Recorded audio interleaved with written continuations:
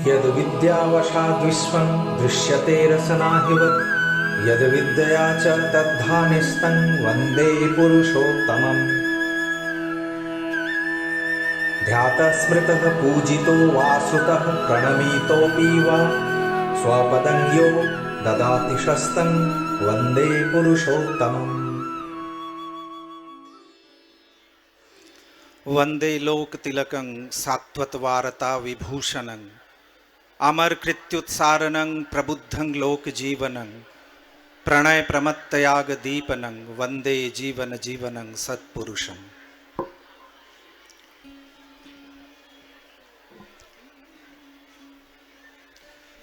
মণ্ডপেরটা দিয়ে দিলেও হবে বা যে কোনো ঠাকুরের ছবি। এতক্ষণ বসে অনেক কথা আমরা শুনছিলাম। আমার পেছনে স্ক্রিনটা পাল্টে গেলে তারপরে আমার কথা শুরু করব, কারণ আমি জানি না আমি কি বলবো। আমার এর আগে যারা বলেছেন তারা বিদগ্ধ বক্তা, জ্ঞান বৃদ্ধ। আমার সেই রকম কোনো যোগ্যতা নাই, তাই আমার নিজের উপরে ভরসা কম। তাই আমি চাই যে আপনারা যারা আমাকে দেখছেন, আমি যেন ক্ষুদ্র হয়ে থাকি, আর পেছনে যদি সেই পরমপিতার ছবি থাকে সেটাই আপনাদের কাছে মুখ্য হয়ে থাকুক। আর আমার কথা যদি সেই তাকে পূরণ করে তাহলে সেইটুকু নেবেন, আর বাকিটা মার্জনা করে ছোট ভাই হিসেবে ক্ষমা করবেন। অনেক কথা শুনছিলাম, আমার একটা দোষও আছে। কথাগুলো যখন কানে শুনতে পাই অনেক ভাবনা চিন্তা আসে, তাই এদিক ওদিক কি বলবো গুছিয়ে তুলতে পারি না। একটা ভাবতে গিয়ে আর একটা কথা মাথায় আসতে থাকে। তবে এই যে আমরা ঠাকুরকে নিয়ে এই সমবেত হয়েছি, একটু আগেই প্রথম বক্তা আমাদের কৃষ্ণদা বলছিলেন সংহতি। এই যে সংহতি, আমার মনের মধ্যে অনেক প্রশ্ন আসছিল এই সংহতি নিয়ে। আমি দেওঘরে থাকি, আপনারা যারা গেছেন দেওঘর, ঠাকুরের দেওঘর সৎসঙ্গ, তার একটা পরিচিতি আছে, প্রাচীন পরিচিতি, বৈদ্যনাথ ধাম। শিবের সেটি একটি দ্বাদশ জ্যোতির্লিঙ্গ। লক্ষ লক্ষ মানুষ সারা বছর ধরে সেখানে আসেন শিবের আরাধনা করতে, মহাদেবের আরাধনা করতে। আমার জন্ম সেই মাটিতে। ছোটবেলার থেকে আমি দেখছি, যখন ওইখান থেকে দেওঘর থেকে প্রায় 105-10 কিলোমিটার গঙ্গা, সেই পথ পরিক্রমা করে জল তুলে এসে শিব মন্দিরে ভক্তরা জল দেন। আপনারা যাদের এই সৌভাগ্য হয়েছে ওইটা দেখার বা হয়নি, একটা জিনিস বলে রাখি, ওই পুরো পরিক্রমা পথটা মনে হয় যেন একটা স্বর্গের বাতাবরণ। একে অন্যকে সেই সহযোগী, কেউ পড়ে যাচ্ছে সাথে সাথে তাকে তোলা, কারোর পায়ে ব্যথা হচ্ছে সঙ্গে সঙ্গে পা টেপার মানুষ, গরম জল দিয়ে পা ধুয়ে দেওয়া। ওই পুরো পরিক্রমা পথ দেখলে মনে হবে যে সত্যি সত্যি শিব বলতে যা বুঝি, কল্যাণ বলতে যা বুঝি, শুভ বলতে যা বুঝি, প্রত্যেকের মধ্যে সেই শিবত্ব, সেই দেব ভাব জাগ্রত হয়ে থাকে ওই পুরো পরিক্রমা পথটা।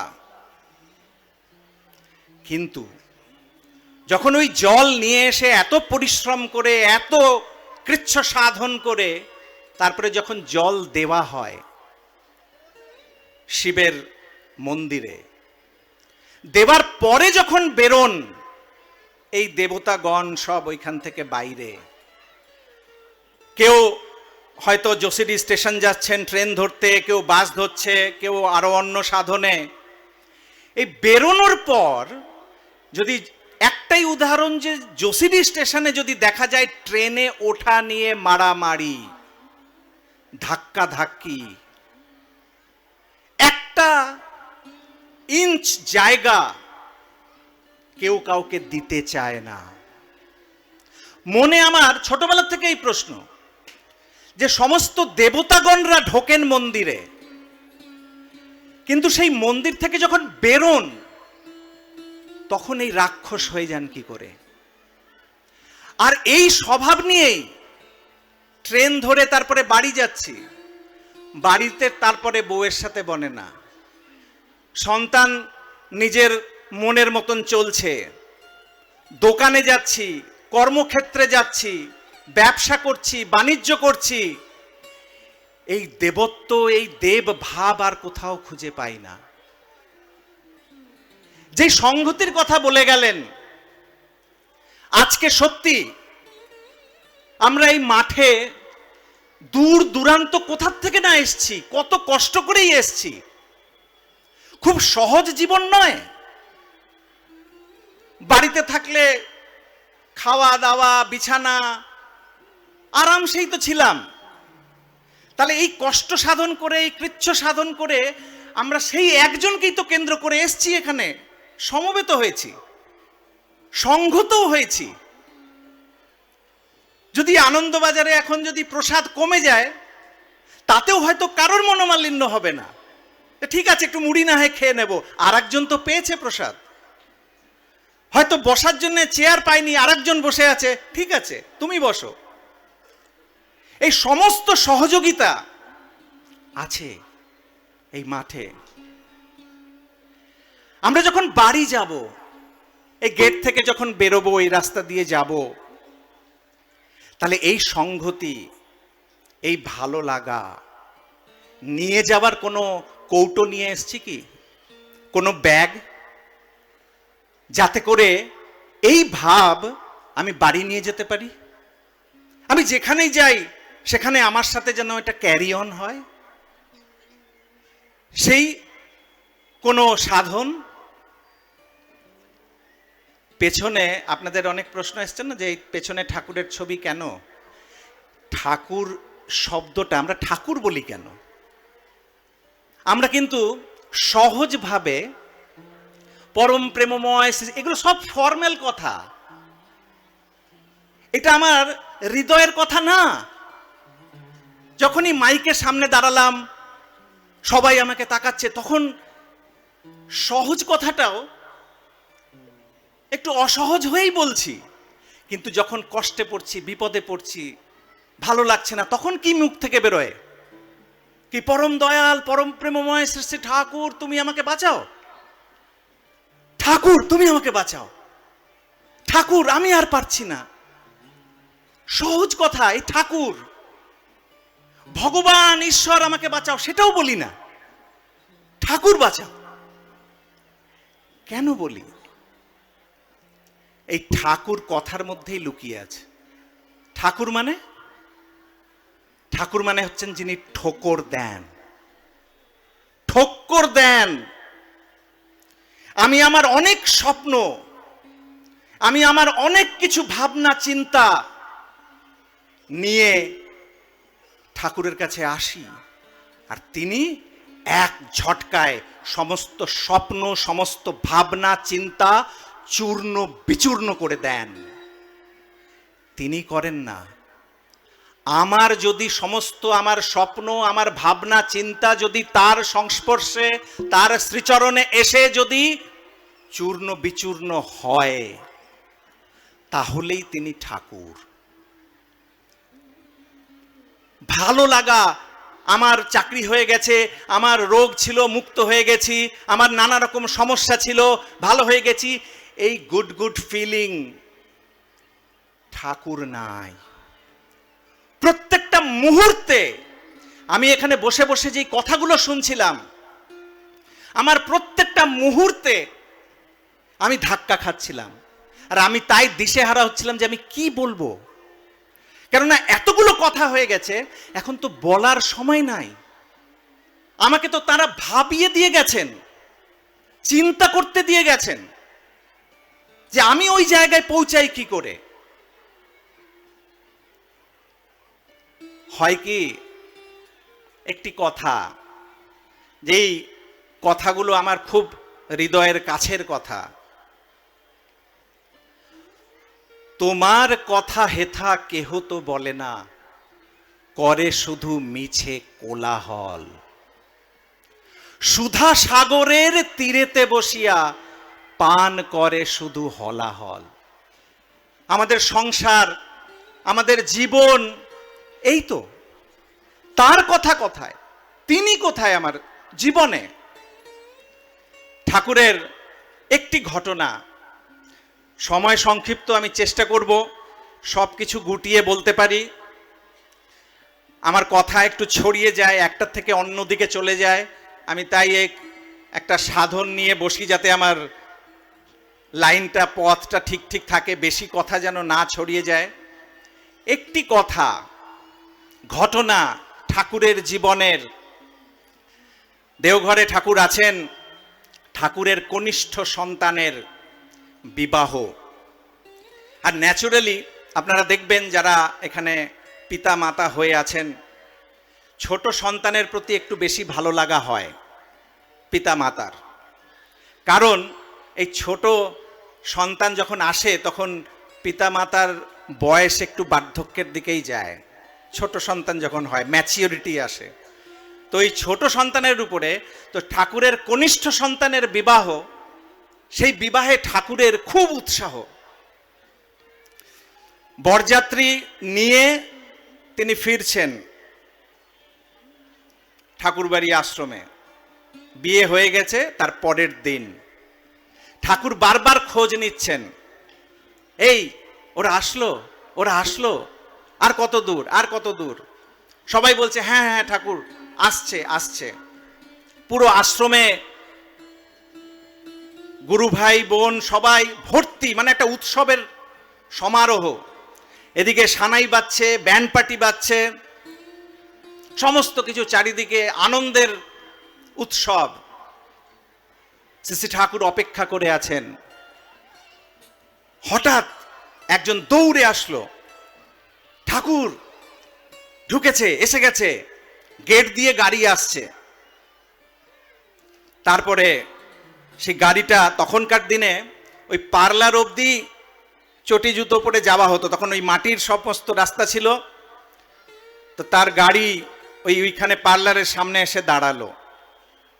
নববধূ বর তিনি নামলেন, নেবে ঠাকুরের সামনে সঙ্গে সঙ্গে শঙ্খধ্বনি, উলুধ্বনি, হই হই লেগে গেল। তারপরে তিনি প্রণাম করছেন, সেই নববর আর বধূ প্রণাম করছেন শ্রী শ্রী ঠাকুর, তার পিতৃদেব, তার আরাধ্য দেব, ইষ্ট দেবতাকে দুইজনে মিলে প্রণাম করছেন। যখন প্রণাম করছেন, হঠাৎ কিছুক্ষণের জন্য যেন মনে হলো সমস্ত দিক স্তব্ধ হয়ে গেল। কি না, ঠাকুরের চোখ থেকে টপ টপ করে জল পড়ছে, অশ্রুধারা। সবাই কিছুক্ষণের জন্য মানে অদ্ভুত, এটা কি আনন্দের সময়, এই একটু আগেই ঠাকুরের কত উৎসাহ, কত আনন্দ, আর এই মুহূর্তে হঠাৎ কি এমন কষ্ট হলো যে ঠাকুরের চোখে জল। তার সন্তান গিয়ে ধুতির কোচর দিয়ে ঠাকুরের চোখ মুছিয়ে দিচ্ছেন। বাবা তুমি কাঁদছো কেন? ঠাকুর সেই রুদ্ধ গলায় বলছেন, আজ যদি মা হতো। শ্রী ঠাকুরের মা অনেক আগে গত হয়েছেন। এই যে আনন্দ উৎসব হচ্ছে, সবাই মিলে মেতে আছে এই আনন্দে, এই খুশিতে শ্রী শ্রী ঠাকুরও আনন্দের মধ্যে মেতেছিলেন, তারও খুব খুশি হচ্ছিল। কিন্তু সেই খুশির মধ্যে হঠাৎ তার ইষ্ট দেবতা, তার প্রিয়, তার জীবনের কেন্দ্র, তার মা, সেই তার এই যে আনন্দটা, মা নেই এখন, মাকে দিয়ে যে ভাগ করে নিতে পাচ্ছেন না এই খুশি, এই আনন্দটাও যেন মনে হচ্ছে যে ভালো লাগছে না।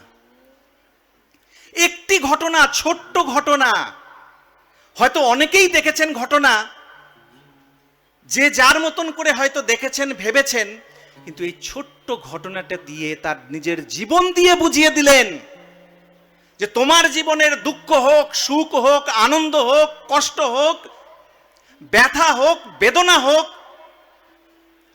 সেগুলো যদি তোমার ইষ্ট দেবতার সাথে ভাগ করে না নিতে পারলে, তার মধ্যে যদি ইষ্ট নাই, তার মধ্যে যদি তোমার ঠাকুর নাই, তাহলে কিচ্ছু নাই, ফাঁকা।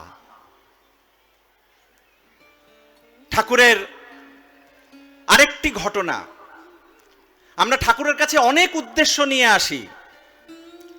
ওই আছে না, সত্যনারায়ণ বলেন ঠাকুর, অভাবে পরিশ্রান্ত মনি ব্রহ্ম বা ধর্ম জিজ্ঞাসা করে।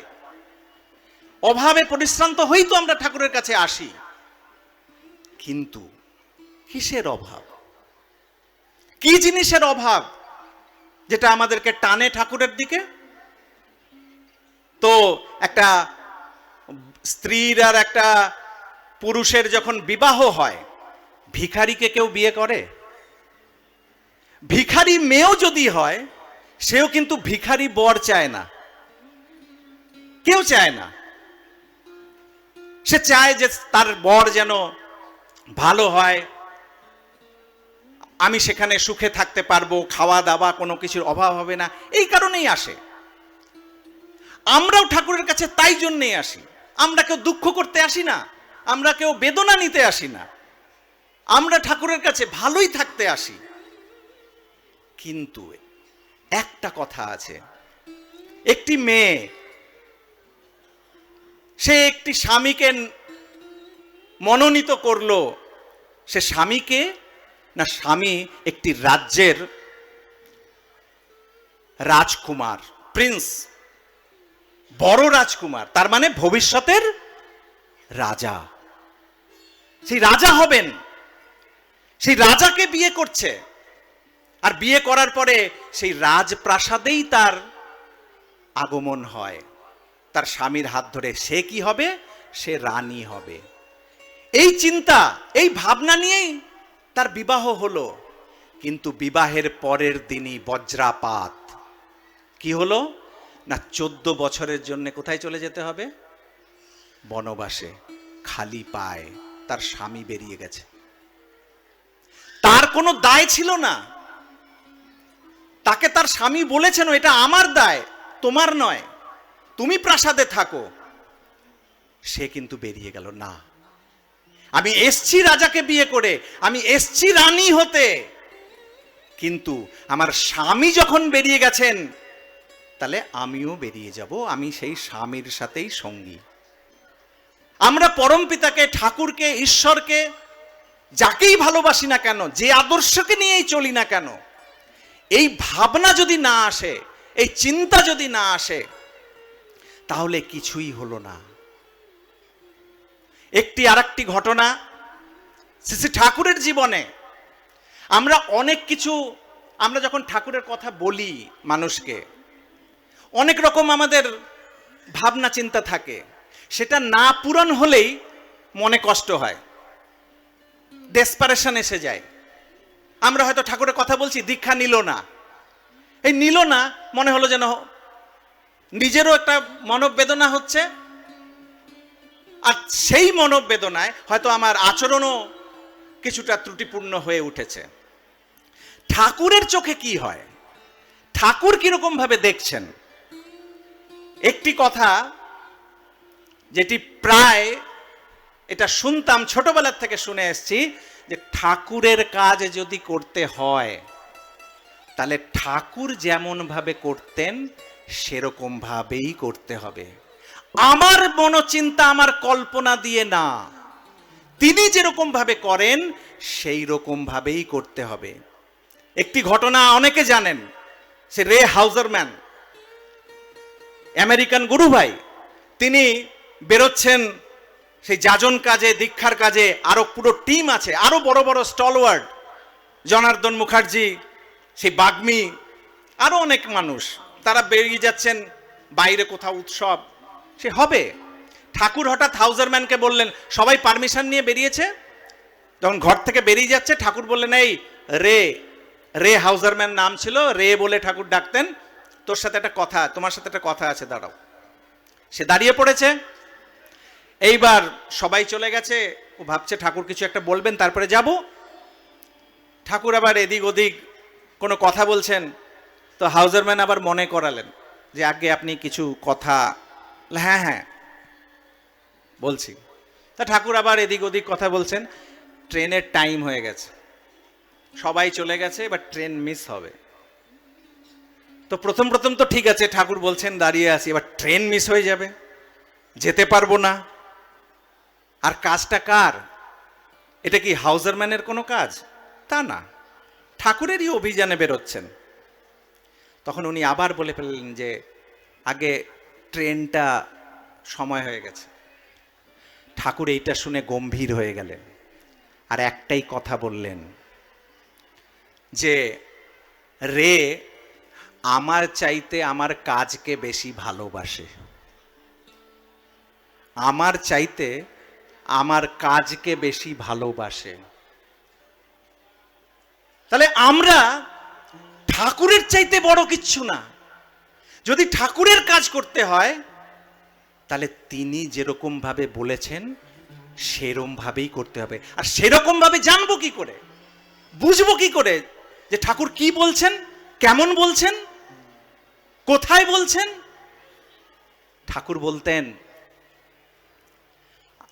যখন ঠাকুরের বিভিন্ন বই ছাপা হচ্ছে, আমরা তো এখন সোনার চামচ নিয়ে আছি, এই সৎসঙ্গ জগতে আমরা এখন সোনার চামচ নিয়ে আছি। একটা সময় ভিক্ষা করে করে এই সমস্ত কিছু প্রয়োজনগুলো মিটতো। প্রচুর ঘটনা আছে, অতটাতে যাচ্ছি না। তবে আপনারা ওই ঘটনাগুলো কি করে জানতে পারেন, বুঝতে পারেন, সেই কথাটাই বলছি। বই ছাপা, ঠাকুরের ইচ্ছা, বিভিন্ন জায়গায় ভিক্ষা করে করে কাগজ আনানো হচ্ছে। আর আপনারা জানেন হয়তো, তখনকার দিনে নিউজ প্রিন্ট, মানে যেই কাগজে খবরের কাগজ প্রিন্ট হয়, সেটা গভর্নমেন্ট খুব সস্তায় সাবসিডিতে, সাবসিডিকে বাংলায় কি বলে, ভর্তুকি, মানে সরকার কিছুটা টাকা দিত আর যারা নিউজ মিডিয়া ওরা তারা দিত, মানে কম পয়সায় পাওয়া যেত। সেই নিউজ প্রিন্ট কি করে আনানো যেতে পারে ঠাকুরের বই ছাপানোর জন্য, সেই ব্যবস্থাগুলো ঠাকুর করছেন। আর বাণীগুলো বলছেন সব কিছু ছাপায় ফেল, ছাপায় ফেল। ঠাকুরের প্রচণ্ডভাবে এই কর্মযোগ্য, বই ছাপানো, বই ছাপানো। এই বই ছাপানোর যখন চলছে যজ্ঞ, তখন ঠাকুরকে একজন জিজ্ঞাসা করলো, আচ্ছা ঠাকুর, আপনি এত বেশি এই বই ছাপানোর জন্য এত এত তোড়জোড় করছেন? তখন ঠাকুর বলছেন, আমার ইচ্ছা আমি যখন না থাকি আমার সাথে মানুষ যেন কথা বলতে পারে। আমার ইচ্ছা আমি যখন না থাকি আমার সাথে যেন মানুষ কথা বলতে পারে। তাই এই গ্রন্থাবলী, ঠাকুরের এই বিভিন্ন কথা আর জীবন, ঠাকুর বলতেন আমার জীবনী আমার বাণী, my life is my materialised maxims. আমি আমার ব্যক্তিগত জীবনের অনুভব দিয়ে বলছি আপনাকে, আর এই অনুভব হয়তো হাজার হাজার মানুষের, আপনাদেরও আছে। আমি যখনই ঠাকুরের কোনো বাণী, ঠাকুরের কোনো মেসেজ আটকে যাই, যে তার সার্থকতা, তার বোঝ, অর্থটা বুঝতে পারি না, তখনই আমি ঠাকুরের জীবনে অবগাহন করি। ঠাকুরের জীবনী পড়তে শুরু করি, ঠাকুরের সঙ্গ করা বিভিন্ন মানুষের জীবনী পড়তে শুরু করি, ঠাকুরের জীবনের মধ্যেই ঠাকুরের বাণীর সার্থকতা পাওয়া যায়। তাই একমাত্র ঠাকুরই বলতে পারেন যে আমার জীবনই হচ্ছে আমার বাণী। তাই ঠাকুরের কথার মূর্ত রূপ যদি কেউ হন তাহলে স্বয়ং ঠাকুর। মানে ঠাকুরের কথা বুঝতে গেলে ঠাকুরকেই বুঝতে হবে, ঠাকুরের জীবনেই ঢুকতে হবে। সেই কথা, সেই বোঝা, যে কথা বলছিলাম যে ঠাকুরকে আমরা বুঝবো কি করে যে আমরা ঠিক করছি না বেঠিক করছি, কি করে বুঝবো? যারা এই সঙ্গ পাচ্ছেন, গুরুজনদের যারা সঙ্গ পাচ্ছেন, যারা পাচ্ছেন না, তার মানে কি শ্রী ঠাকুর অনুকূল চন্দ্র, পোস্ট সৎসঙ্গ, ডিস্ট্রিক্ট দেওঘর, ঝাড়খণ্ড, ভারতবর্ষ, এটা ঠাকুরের অ্যাড্রেস। যারা আসতে পারছে না, যারা এই সঙ্গ পাচ্ছে না, সম্পূর্ণ মানব জাতির জন্য তার ব্যবস্থা করে দেওয়া।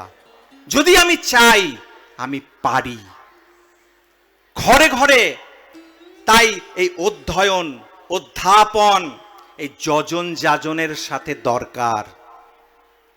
না হলে এই আয়োজন, একটু আগে যে বলছিলাম যে কি কোন বাক্স আছে, কোন ব্যাগ আছে যেটাতে করে নিয়ে যেতে পারবো আমি বাড়ি, এই আনন্দ, এই সহযোগ, এই ভালোবাসা, এই নিত্য অনুশাসন। এখন আমরা বসে আছি মোটিভেশন। আমরা অনেক শুনি না আজকাল মোটিভেশনাল স্পিকার, যে জীবনকে উৎসাহিত দেন। হোপলেস, নিরাশা ভর্তি জীবন, সেগুলোকে উৎসাহ দেন এই আধা ঘন্টায়, এই 10 মিনিটে। তারপরে যখন আবার সেই তেল নুন, হ্যাঁ, বাড়ি ঘর, কেস খামারি, নানা রকমের জীবনের সমস্যা, সেইগুলোর মধ্যে যখন পড়বো, এই ভাষণ কোথায় থাকবে? সমস্ত কিছু হারিয়ে যাবে। এখান থেকে বেরোনোর পরেই কিছু মনে থাকবে না। মোটিভেশন কোথায়? এই 2 মিনিটের মোটিভেশনে কি হবে? ইংরেজিতে একটা কথা আছে, when motivation runs low, discipline has to take over. যখন এই মোটিভেশনটা, যখন এই উৎসাহ দেওয়ার যখন ভাটা পড়ে, ঘাটতি, যখন উৎসাহ দেওয়ার কেউ নাই, জীবনে কোনো রকম ভাবে কোনো প্রেরণা পাচ্ছি না, উৎসাহ পাচ্ছি না, তখন বাঁচবো কি করে, তখন থাকবো কি করে? Discipline has to take over. অনুশাসন, জীবনের সেই অনুশাসন তখন বাঁচাবে। ভালো লাগুক আর না লাগুক, আমার মন উৎসাহী থাকুক আর না থাকুক, সেই অনুশাসন পালন করব। অনুশাসন কি সেটার বিশদ আপনারা সবাই জানেন। যজন যাজন, নিষ্ঠভৃতি, সস্তয়নী, সদাচার, এটা হচ্ছে আমাদের জীবনের উৎসাহ, অনুশাসন, ডিসিপ্লিন। ঠাকুর একটা স্ট্রাকচার্ড ওয়েতে ছড়িয়েছিল, নেই বলবো না। ঠাকুর এসে নতুন কিছু দিয়েছেন বলবো না, কেননা পরমপিতা যুগে যুগে যখন আবির্ভূত হন, সেই একই কথা, সেই একই বাণী, নতুন কিছুই নয়। আমাদের রকম পাল্টে গেছে, আমাদের ভাষা পাল্টে গেছে, আমাদের চলা পাল্টে গেছে। তাই রামকে বুঝতে পারছি না, কৃষ্ণকে বুঝতে পারছি না, বুদ্ধকে বুঝতে পারছি না, জিসাসকে বুঝতে পারছি না, মোহাম্মদ সাহাবকে বুঝতে পারছি না, চৈতন্যদেব, রামকৃষ্ণদেব, কাউকেই বুঝতে পারছি না। যদি বুঝতাম তাহলে এত হানাহানি। আর হানাহানি বাইরের জগতে না, আমার নিজের সাথে নিজের যুদ্ধেই আমি প্রতিনিয়ত পরাজিত হই। প্রতিনিয়ত আমার নিজের সাথে নিজের যুদ্ধ। এই সংহতির কথা উঠলো, সংহতি ছেড়ে দেন, আপনার সাথে আমার, ওনার সাথে ওনার, কিসের সংহতি? আমি নিজেই সংহত নয়। আমার ব্যক্তিগত নিজের জীবনটাই তো ইন্টিগ্রেটেড না। আমি কি আবার আরেকজনকে ইন্টিগ্রেট করব? আমি কি করে সংহতি সমাজে আর পরিবারে আনবো? আমার নিজের জীবনটাই তো সংহত নয়। তাই বলে চ্যারিটি বিগিনস অ্যাট হোম। আমার থেকেই শুরু হয় সংহতি, আমি যদি সংহত হই। তাই এই যুগে যুগে যখন আসেন ওই একই কথা বলছেন, রকম আমাদের মতন করে যখন আসে তখন আমরা বুঝতে পারি ঠাকুরকে কেন আসতে হলো। কোনো নতুন কথা দিতে না, অনেক ধারা, অনেক অনুশাসন যেটা আমরা ভেঙে ফেলেছি, যেই জিনিসগুলো আমরা আর বোধে আসে না বা তার অনর্থ করে ফেলেছি, অর্থ থেকে অনর্থের দিকে চলে গেছে, আবার তিনি সেগুলোকে গুছিয়ে নিয়ে সার্থক করছেন আমাদের জীবনে। একটা স্ট্রাকচার্ড একটা সিলেবাস তৈরি করে দিয়েছেন, যাতে যে যেখানে আছি, যে কাজে আছি, সেইখান থেকেই, সেই অবস্থা থেকেই আমি সেই পরম প্রাপ্তিকে পেতে পারি, সেই পরম ঈশ্বরের পথে চলতে পারি। আমাদেরকে সেই ঈশ্বরকে পাওয়ার জন্য, ধর্মের পথে চলার জন্য কোনো কিছু ত্যাগ করতে হচ্ছে না। যে যেই জীবনে আছেন সেই জীবন থেকেই তাকে পেতে পারেন, সার্থক হতে পারে সেই অনুশাসন। যাই হোক, কথা অনেক, একটি ঘটনা আমি বলে শেষ করব। আপনারা অনেক দূর দূরান্ত থেকে এসছেন, যাবেন, তবে একটি আমার নিজের মনের ইচ্ছা, আমি যেন এখান থেকে কিছু নিয়ে যেতে পারি, আপনারাও যেন এখান থেকে কিছু নিয়ে যেতে পারেন। আর এটা যতদিন সাস্টেন থাকবে, মনে করবেন যে হ্যাঁ, সার্থক হয়েছে এই আশা, এই কৃচ্ছ সাধন, এই কষ্ট। ঠাকুরের যখন এই বিভাজন হয়ে যায়, পার্টিশন হয়ে যায়, ভারতবর্ষ যখন বিভাজিত হয়, পূর্ব পাকিস্তান, এখনকার বাংলাদেশ যেটা আমরা বলি, সেই পূর্ব পাকিস্তান হয়ে গেছে। ঠাকুর তো তার বছরখানেক আগেই চলে এসেছিলেন। পরবর্তীকালে এমন হলো যে ঠাকুর আর যেতে পারলেন না, পরিস্থিতি এমন হয়ে গেল। লক্ষ লক্ষ মানুষ শরণার্থী হয়ে, রিফিউজি হয়ে এই ভারতবর্ষের দিকে আসছেন। আর সেই মানুষগুলোই আবার ঠাকুরের ওইখানে ঠাকুরের আশ্রয়ে পড়ছেন। ঠাকুর নিজেই সেখানে তার নিজেই এই এতগুলো মানুষ, পরিবারজন, 200-300 ফ্যামিলি নিয়ে এসছেন, তার উপরে এই বছর খানেকের মধ্যে আরো লক্ষ লক্ষ মানুষ আসতে লাগলো। এই প্রত্যেকের সংস্থানের ব্যবস্থা ঠাকুরকেই করতে হচ্ছে। ঠাকুরের বয়স কখন? ঠাকুরের বয়স তখন কত যখন ঠাকুর দেওঘরে এসছেন? 58, 59, 60। 60 বছর ধরে নিলাম। 60 বছরে মানুষ রিটায়ার করে, ভাবে এই সারা জীবন অনেক খাটাখাটনি হয়েছে, এবার একটু ঠ্যাং ছড়িয়ে শুয়ে থাকবো, খাবো দাবো, ঘুমাবো। রিটায়ারমেন্টে আমরা এই ভাবি। ঠাকুরের লীলা শুরু হয়েছে 60 বছর বয়সে, দেওঘরের লীলা। ওই পাবনা, ওই অখণ্ড বাংলা, অখণ্ড ভারতবর্ষের সেই প্রদেশ, যা ঘটে গেছে ঘটে গেছে, সেই চ্যাপ্টার ক্লোজ। সেখান থেকে ঠাকুর একটা পিনও নিয়ে আসেননি মানুষ ছাড়া। সেটাও যেই মানুষরা আসতে পেরেছে তারাই, বাকিরা ওই জায়গা জমি সেই লোভে আর আসতে পারেনি। যারা ঠাকুরের সাথে এসে গেছে, পরবর্তীকালে যারা এসেছে, ঠাকুর ওখান থেকে একটা পিনও নিয়ে আসেননি। সেই 60 বছর বয়সে একটা বৃদ্ধ মানুষ আবার তিল তিল করে প্রাসাদ বানাতে শুরু করেননি, মানুষ বানাতে শুরু করলেন, মানুষ জড়ো করতে শুরু করলেন। কিন্তু বাস্তব জীবনে এই মানুষদের খাওয়া পড়া, তার সন্তানাদিদেরকে রাখার অর্থ তো লাগেই, টাকা লাগেই। সেই ভিক্ষা হচ্ছে। হাউজারম্যান, যার কথা একটু আগে বলছিলাম, সেই হাউজারম্যান ভাবলেন ভারতবর্ষে তো অনেক টাকা পয়সার অভাব, অর্থাভাব, আমেরিকা ডলারের অনেক ভ্যালিউ। তিনি আমেরিকা চলে গেলেন, যে ভাবলেন যে ওইখান থেকে বেশ কিছু টাকা, ডলার কালেকশন করে আনবো, ঠাকুরের প্রচুর সাশ্রয় হবে, ঠাকুরের এই কাজে সাহায্য হবে। ওই আমেরিকায় গিয়ে বুঝলেন, রেয়া হাউজারম্যান বলছেন যে ভারতবর্ষে এত দুঃখ, কষ্ট, বেদনা, অভাব, অনটন থাকলেও এইখানে হাত পাতলে ভিক্ষা পাওয়া যায়, টাকা পাওয়া যায়। কিন্তু ওই আমেরিকায় অত সচ্ছলতা থাকা সত্ত্বেও সেখানে একটা ডলার তিনি পাচ্ছেন না, ভিক্ষা করতে পাচ্ছেন না, বিফল হলেন,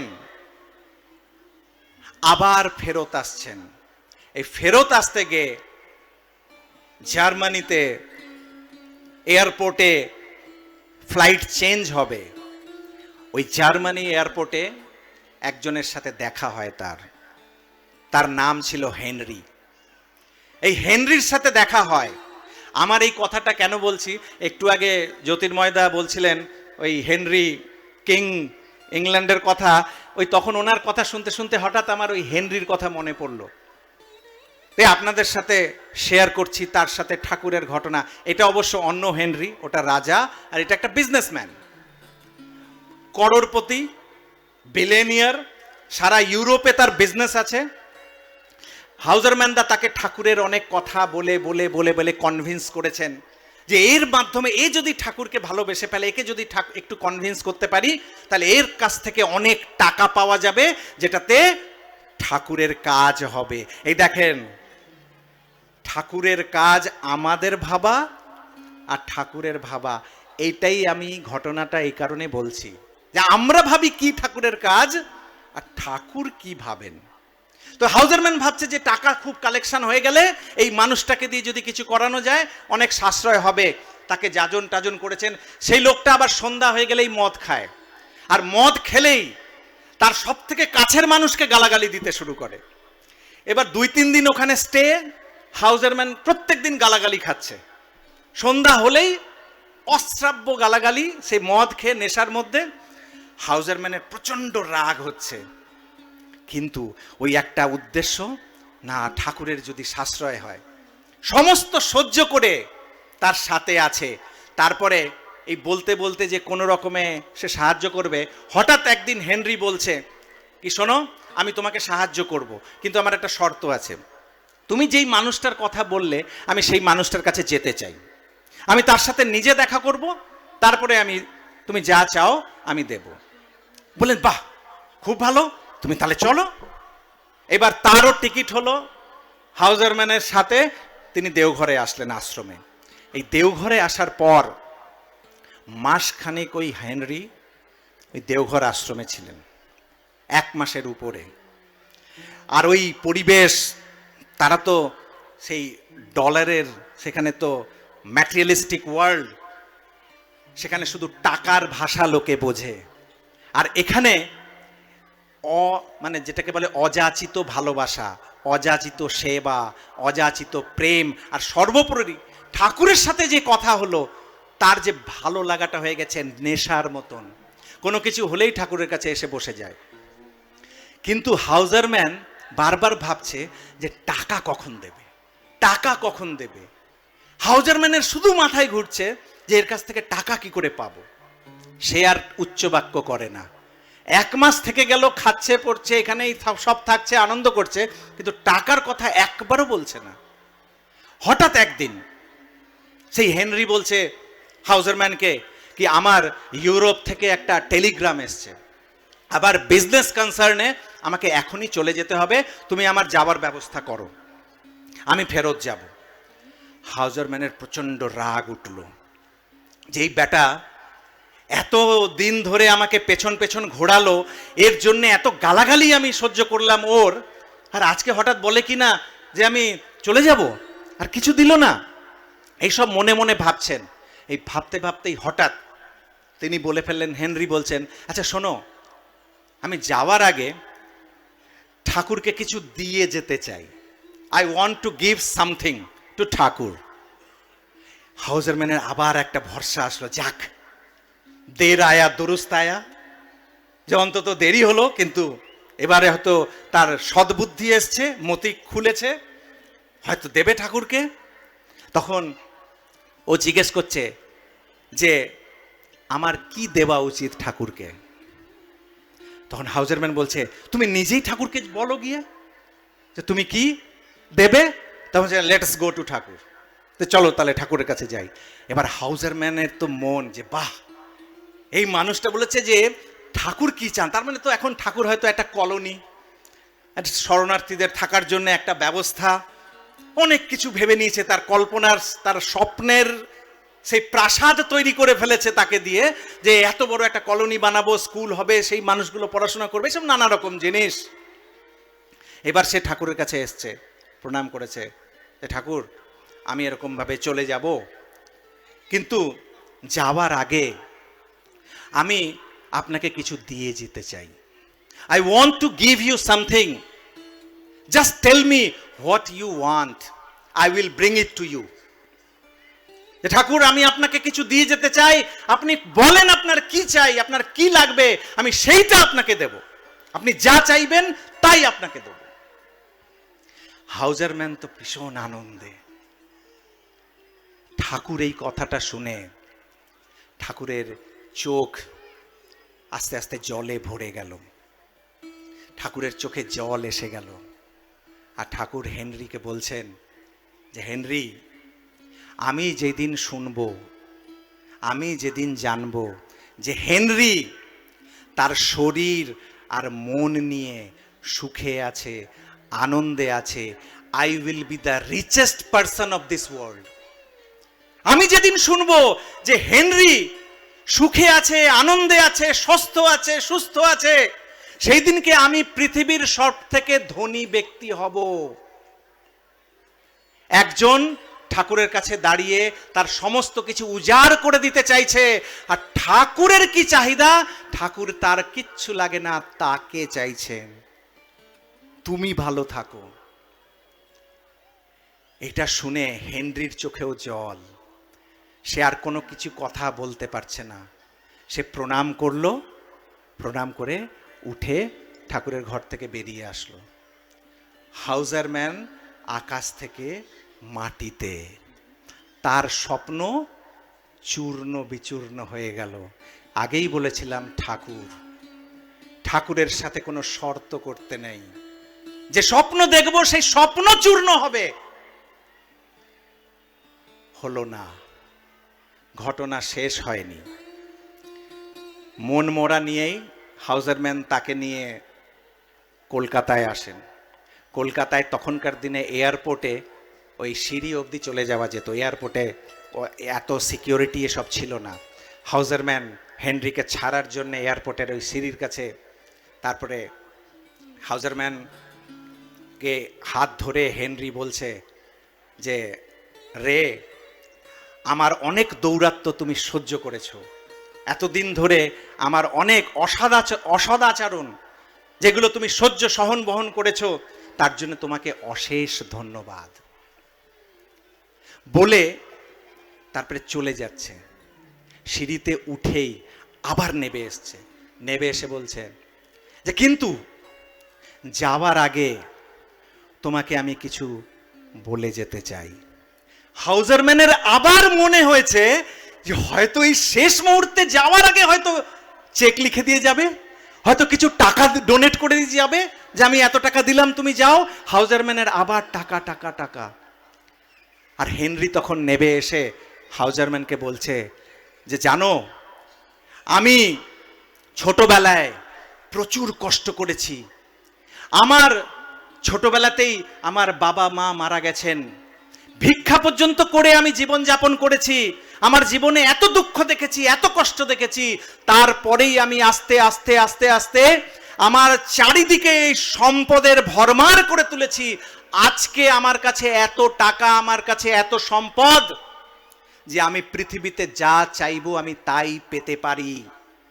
আর এই সমস্ত কিছু আমি এই জন্য করেছি যে আমি জীবনে যে কষ্ট দেখেছি, যে বেদনা দেখেছি, সেই বেদনা যেন আমাকে ছুঁতে না পারে, যে দুঃখ যেন আমাকে ছুঁতে না পারে, আমার জীবনে যেন কোনোদিনও কষ্ট না আসে, তাই জন্যে আমি এত কিছু ব্যবস্থা করেছি আমার চারিদিকে। কিন্তু এই ব্যবস্থা করতে করতে আমার মনের মধ্যে একটা ভয়েরও সৃষ্টি হয়েছে। কিসের ভয়? বলছে কোনো দিন যদি এই যে সমস্ত সম্পদ যা আমি জোগাড় করেছি, যা জমা করেছি, সেটা যদি কোনোদিনও হারিয়ে যায়, সেটা যদি কোনোদিনও নষ্ট হয়ে যায়, তখন আমার কি হবে? এমনকি সুইসাইডও আমি করে নেব, এইটাও আমার মাথায় ঘুরপাক খেয়েছে।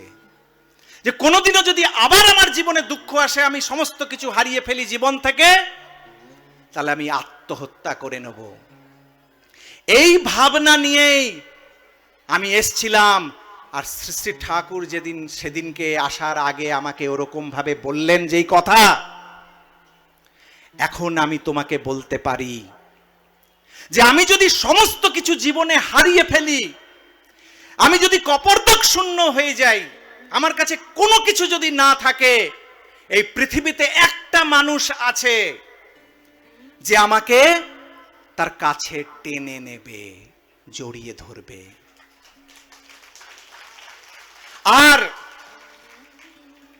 হেনরি বলছেন যে এই যে আমাকে টেনে নেবে, এই যে আমাকে জড়িয়ে ধরবে, আমাকে নিজের কাছে নিয়ে নেবে, আমার উপরে দয়া করছে বলে নয়, আমার উপরে তার করুণা হয়েছে বলে নয়, সে আমাকে ছাড়া থাকতে পারে না, সে আমাকে ভালোবাসে।